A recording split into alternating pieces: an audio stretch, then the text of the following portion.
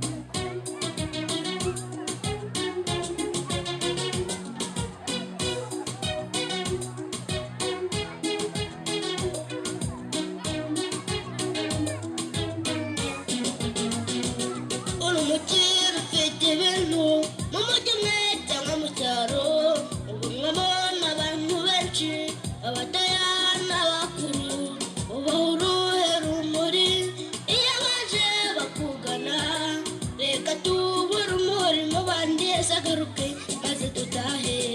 aho tuba naho dutuye karere bose imbuto nziza aho dutuye abo tubana bamenye ko Yesu akiza aho tuba naho dutuye tumera nk'izuba mu bicu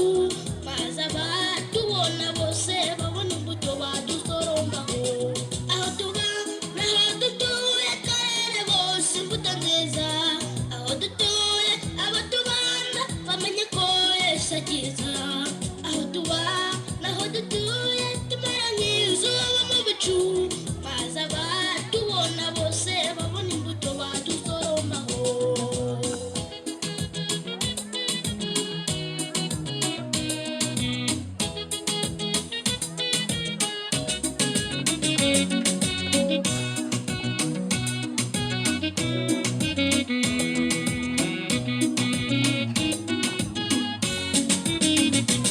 Bibiliya muyobozi tuba hafi tukugeraho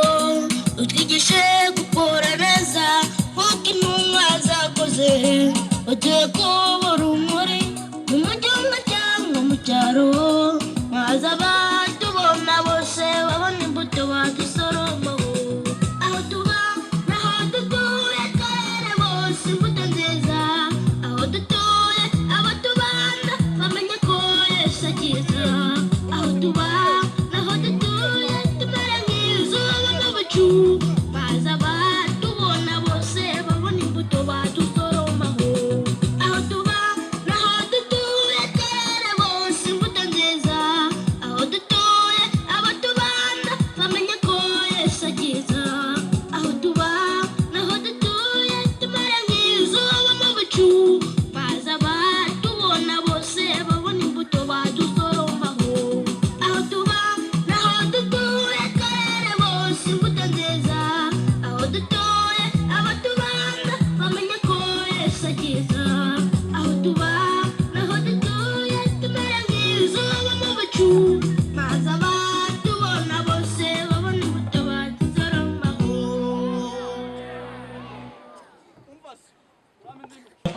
iyo batabyemera nta na kimwe cyari gushoboka ariko banteze amatwi mbabwira ko nabibonye narabibonye